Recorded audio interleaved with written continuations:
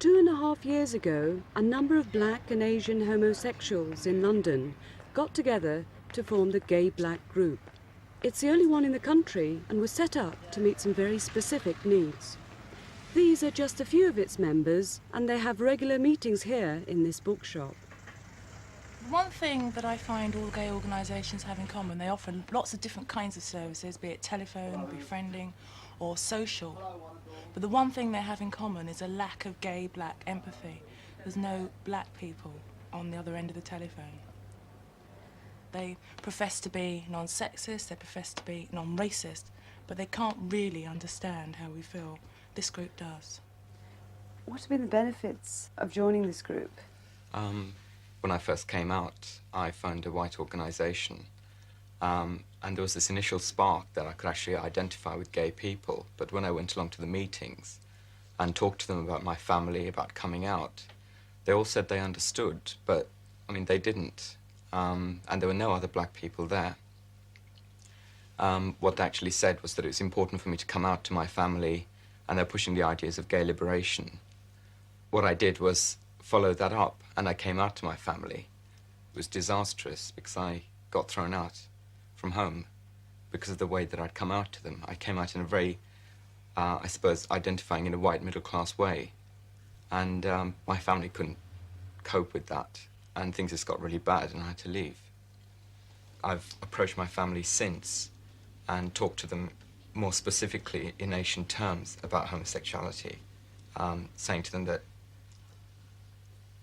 we're basically trying to get back to them and trying to express what I feel through my culture as best as I can, while still trying to live a gay life.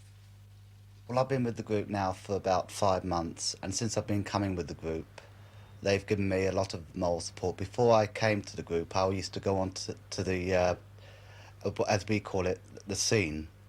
And when I went on the scene, like gay clubs and pubs, I used to go a lot on my own. And the people I used to meet were split into sort of 2 categories: white people. One sort of person just wants you for sex, and the other sort don't want to know you at all. So when you're on the scene, a black man is on the scene, it's a very lonely life. I agree with a lot of what Leon's saying about being black and on the scene, because I mean, once you walk through a disco in a gay club, you're just objectified as a fetish or an exotic kind of subject, and there's no space really for your own personality. You're just kind of objectified to an extreme where people just come up to you and kind of like say, well, you know, I feel like a bit of rough trade, or I feel like, you know, I feel like being dirty, you know, and there's all those kind of myths surrounded, like, around you. But it's possible that when you're on the scene, for you to forget that you're black, because you tend, in a way, to be very easily assimilated in the white gay scene. Ahmed comes from Hyderabad in southern India. His family's been here for 14 years, and although they're Muslims, they're not particularly religious. He has an older brother and 3 sisters. He's currently completing his postgraduate studies. I knew that I was attracted to people of the same sex ever since I was at school. I never thought it was anything unusual. You know, it was always very natural to me. When I left school and went to sixth form college, I had sort of problems with my studies and some problems with my family. And when it came to making new friends, a lot of the people around me were interested in the opposite sex, which I wasn't. And I suppose I reached some sort of crisis point, which made me realise that I was gay. Why did you decide to tell your family? Well, actually, I didn't actually intend to tell them. My mother came across a letter from a gay youth group that I was organising, and she saw the word homosexual, and she asked me what it meant and what it was all about. And I actually couldn't explain to her what homosexual meant, because there was no word in Urdu which is exactly equivalent to homosexual. So I said to her that I'd rather explain in front of my father, because I could explain it in English rather than in Urdu. I think he was a bit taken aback. I mean, I think no one who's brought up the same generation as my father, how liberal they might be, can just, just take it just like that. But he wasn't hostile. He seemed to sort of understand. And that feeling communicated itself to my mother. And I think, although she is sorry that I'm not getting married and producing children and all that, she realized that I'm very happy the way I am, the life I lead. And she says, well, that's the most important thing, that I should be happy. Why are there so few women in the group? I think there's two answers for that question. The first is, of course, that a lot of women prefer to meet autonomously. They prefer to work with women, for women. And secondly, specifically to black women, I think it's a lot more difficult for women from ethnic minorities to come out. Their role within the family is a lot quieter, a lot more submissive, and it's a lot more difficult to actually establish your own identity as a woman, let alone to then say, oh, well, I'm a lesbian as well. And it's a lot harder for them to actually find a role that they want to identify with. There are no public black female figures that are gay. What do you identify with? This group member was born here, but spent part of her childhood in Nigeria. She has a Nigerian father and an English mother. She works as a freelance journalist and translator. When did I realise I was gay? Well, I didn't exactly realise. I mean, I just sort of always was. I began to realise, certainly by my teens, I realised that to be homosexual was very unpopular in the world at large. Again, this puzzled me because I didn't see what it had to do with anybody else at all. And all my life I continued having relationships with both men and women, but I always knew that I was supposed to keep the ones I had with women quiet. Did you have any problems with your family? Well, my mother's now dead. She died 3 years ago. I feel that she might have been, she probably would have been upset, but I think she would have come to terms with it. My father is much more difficult to think about. When I was still living at home and I was about 16, somebody mentioned some man who was gay, you see. And my father said something to the effect of, oh, I wouldn't have one of those people in the house, not with this young boy here. As though my brother would have been in mortal danger of sort of being molested had a gay man come into the house. I mean, I know that the subject's thoroughly distasteful to him. Now, since my mother is dead, I wouldn't dream of telling my father because I think it would be far too great a shock for him. How does being a gay black woman affect you in your everyday life? Well, in one sense it doesn't, because I don't suppose there's a person on this street who knows that I'm gay. I prefer to live alone. I need a certain amount of peace and time to myself, and I shall probably stay that way for a long time.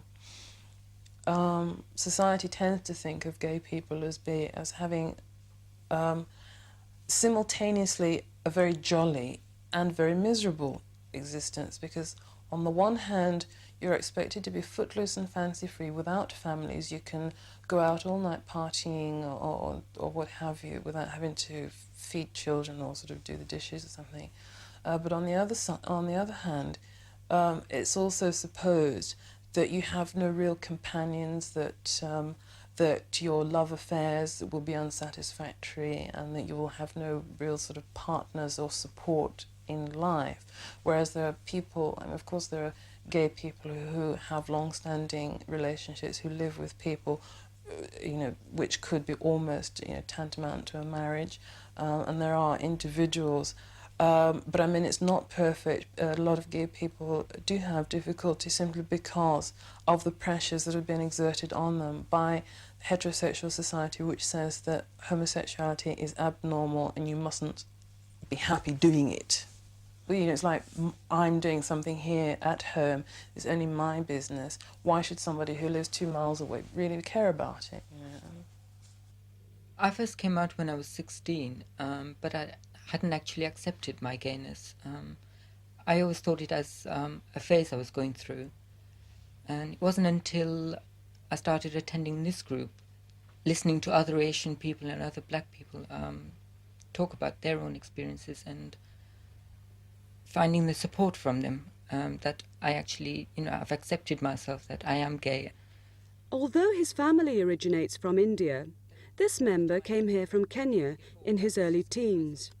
He comes from a strict Hindu background and is the eldest son of a family of 4 children. He's a trainee accountant. My father died a few years ago, and since then, my family look upon me as the head of the family. Any sort of major decisions that have to be made, it all comes down to me. And it was very much, my family's a very close family, and having to make all these decisions and having to look after the family made it very difficult for me to actually come out to my family and to tell them that I'm gay. Do you think you'll ever be able to do that? Not at the moment, not for at least 5 or 6 years, because my sister is at a marriageable age now, so we're looking for a prospective husband for her. And I feel that if I came out now, it would be very difficult to find a husband, because the Asian community would see my gayness as a very negative side of the family. I think once my sisters are married, I will tell my mother that I am gay, and probably leave home as well, and hopefully set up a relationship.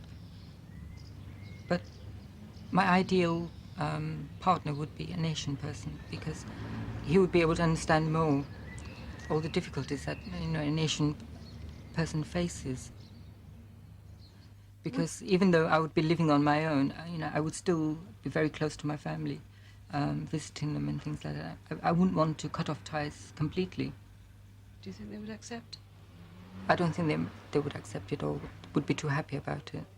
They don't see it as a way of life. Like in India, 2 men don't sort of set up a house together and live openly and, say they're glad to be gay.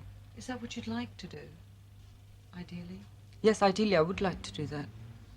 But I think my family is more important than my sexuality at the moment. Can you tell me how often you find advertisements on television informative about the products?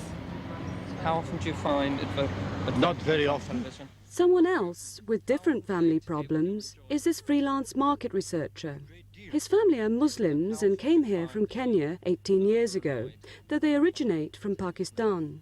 He's the eldest of 5 children. More often than not.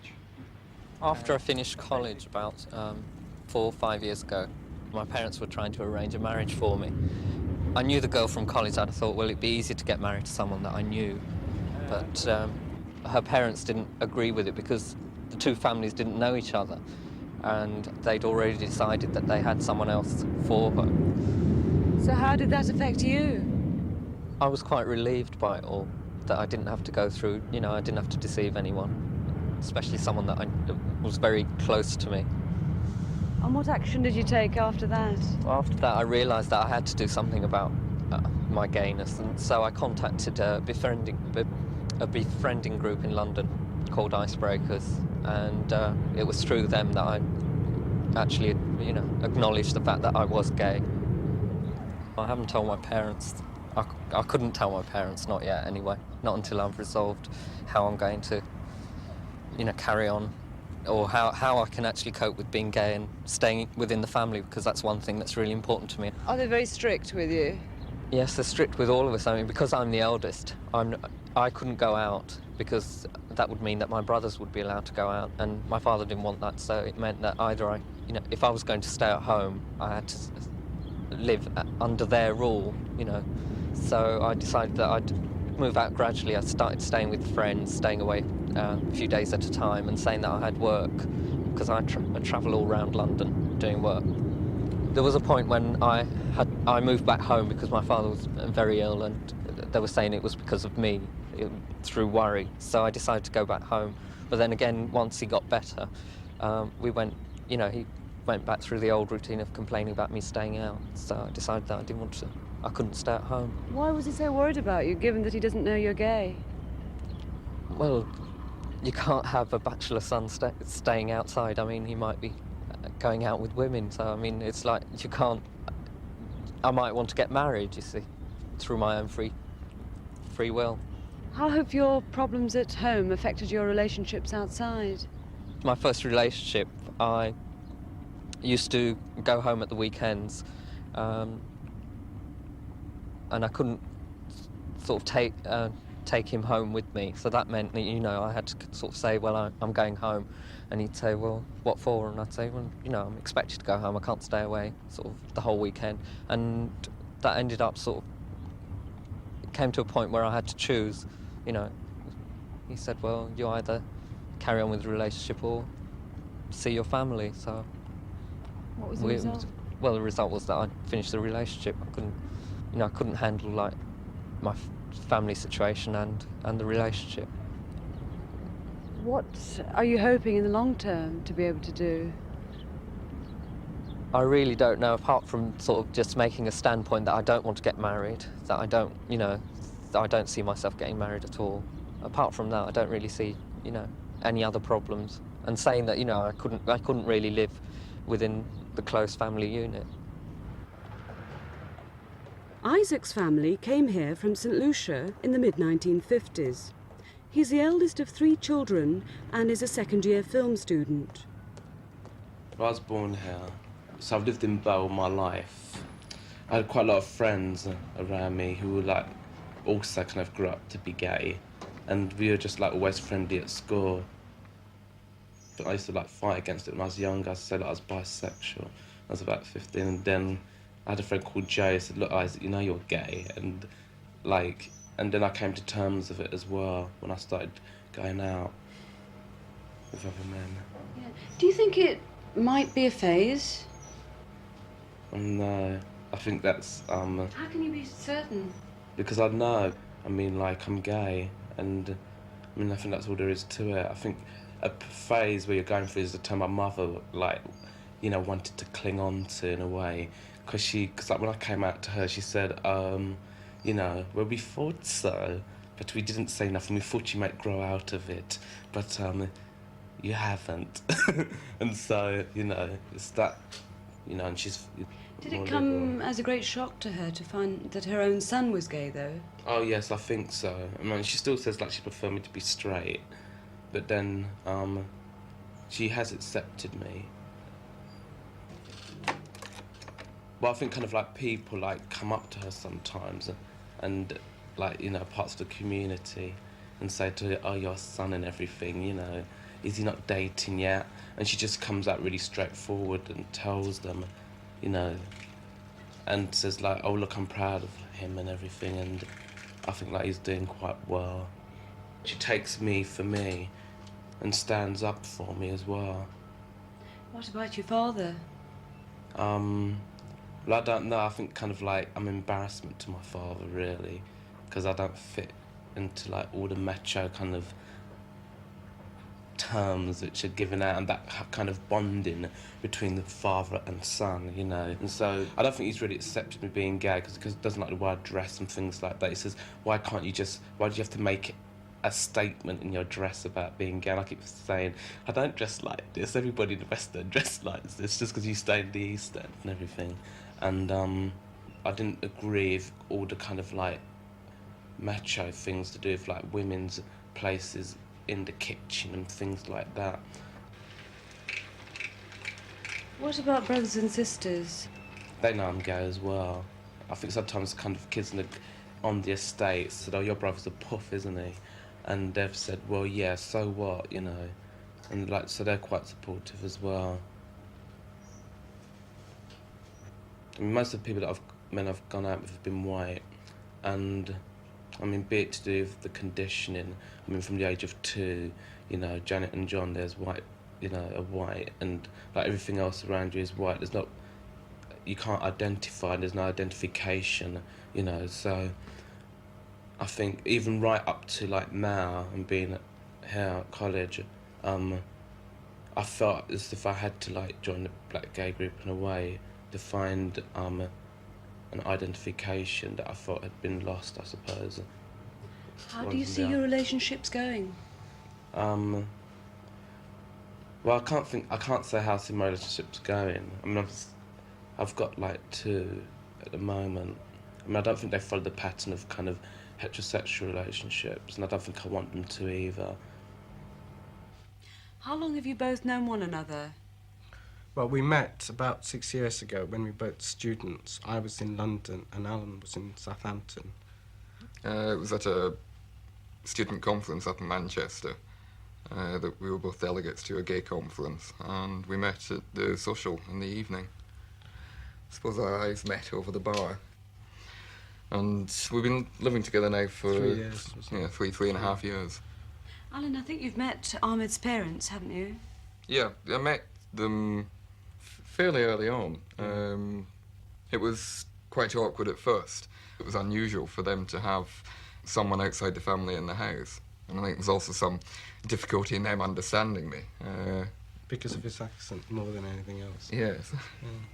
About 3 years ago, I went to India for a while, and Alan came over, and he visited my family there, and we went around India. So he got to know the family there, and that sort of strengthened his relationship with my parents. And they already knew that I was gay before I met Alan. So, no, there was no problem there. That's right. And it was probably a lot less awkward with my parents because they were used to me bringing friends home. My mother had known that I was gay for a couple of years, and after some initial awkwardness had accepted it. And Ahmed is accepted as part of the family, rather in the same way that my brother's wives were accepted. I'm not sure it's something I'm awfully happy about. It sort of gives a heterosexual view of the relationship, which I don't think necessarily applies, but it's one way that my family can accept my gayness. How's your relationship been affected by Ahmed's involvement with the gay black group? Well, I was initially jealous of the group at first because it was something that I couldn't participate in. But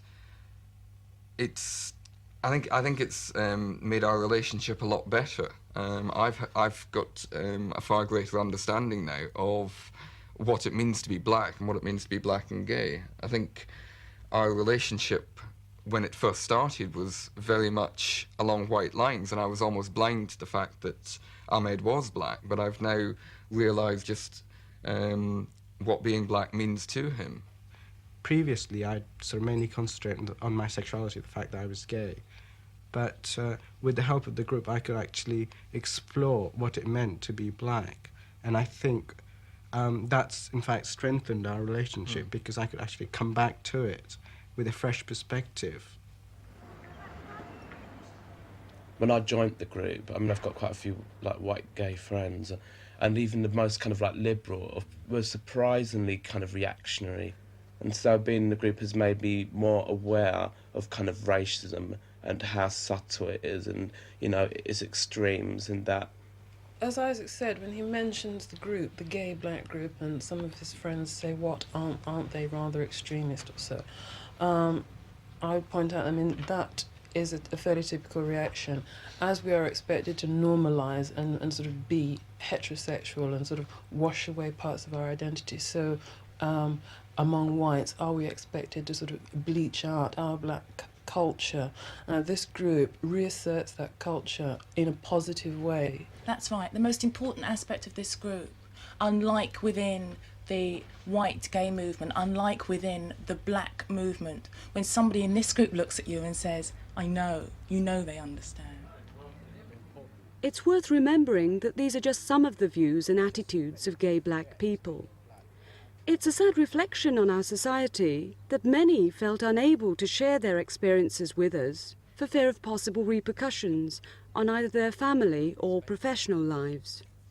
Only through our willingness to listen to their views and feelings can a better understanding be reached, and hopefully a more tolerant society.